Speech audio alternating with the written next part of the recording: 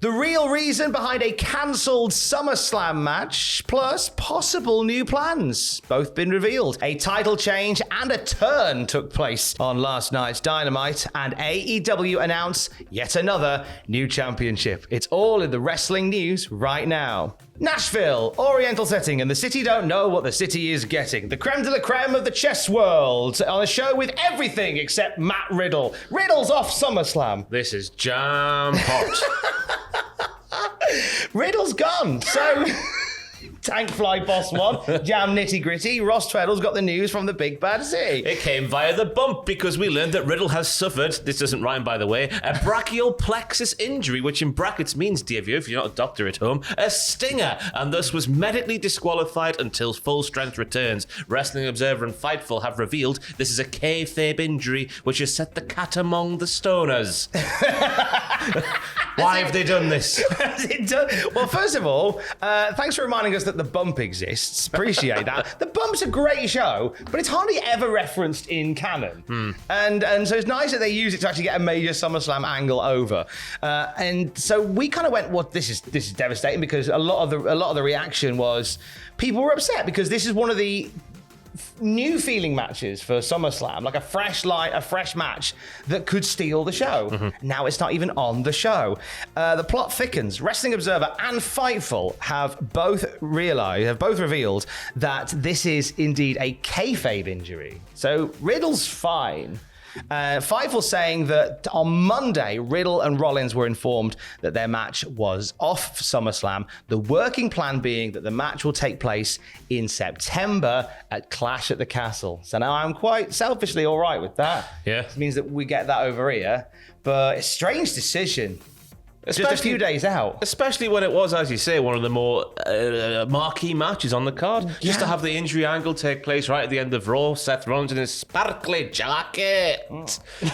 Curb stomping Riddle through some bloody stairs, by God. They weigh like £1 million, didn't you know? Just having that play out like it did and then what's gone on since. It's very, very strange indeed. Now, Seth Rollins put out a tweet saying, "For anyone who purchased a ticket for SummerSlam, hoping to see me in action, I apologize. I did everything I could over the last 6 months to earn my spot on this show, but some things are out of my control. Thank you for always singing my song.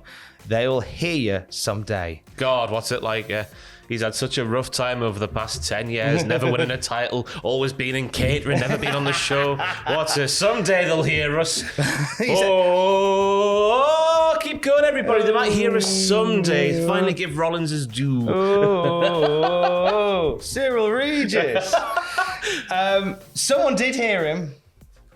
That's Triple H's nose, by the way. I was going to say. And this is what he said. He quote retweeted that tweet from Seth Rollins where he was playing his little fiddle, which is not a euphemism, by the way. And he says, here you are.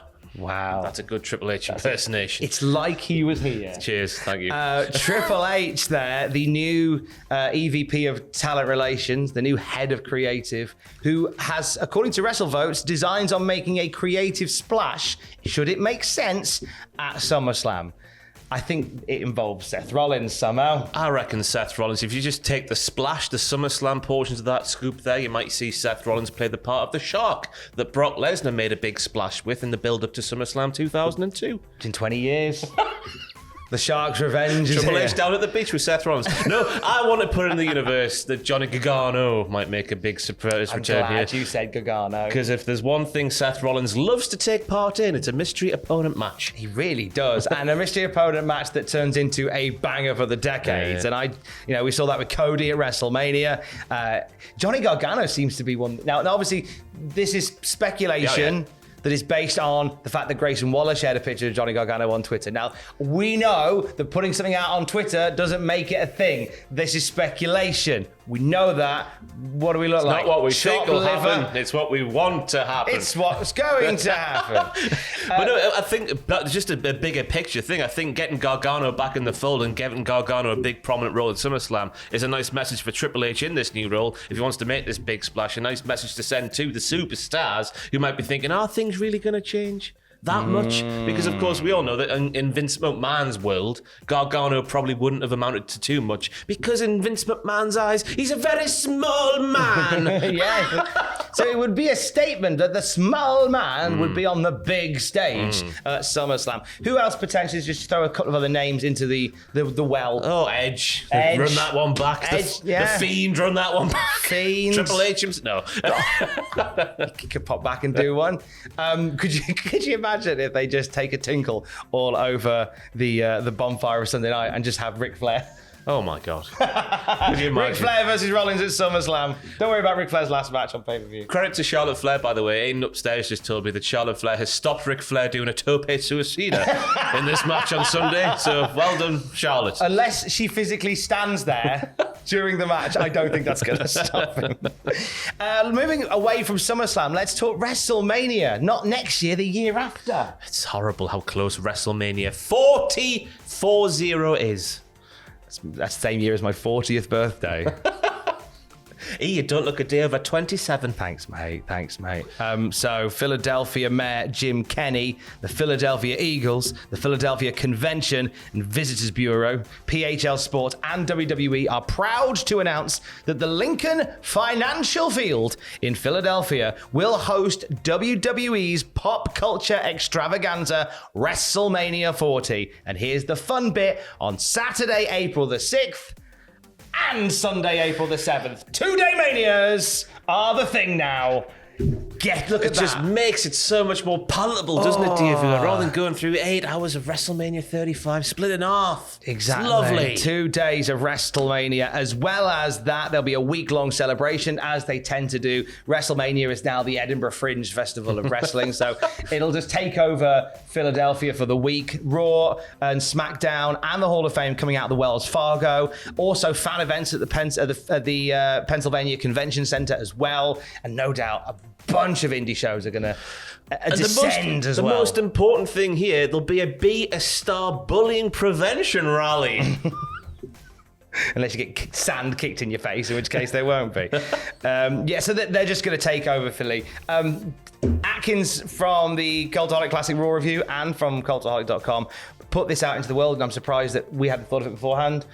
WrestleMania 40, Philly, Paul Heyman Hall of Fame. ECW. That's where that arena is, isn't it? Yeah. That little hall, that little bingo hall that they'll have a go at down the airs. They could put an NXT show on at the bingo hall. Oh my God, don't even start. Come Tuesday, playing the role of 911.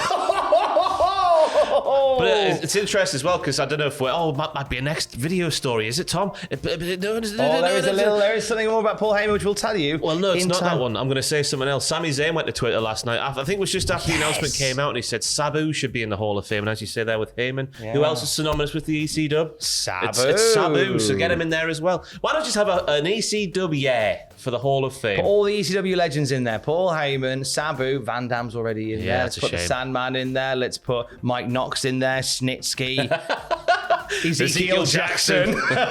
This here, what you call and Hall of Fame. And end it with just, it's Christian. Show goes off the air. What a joy.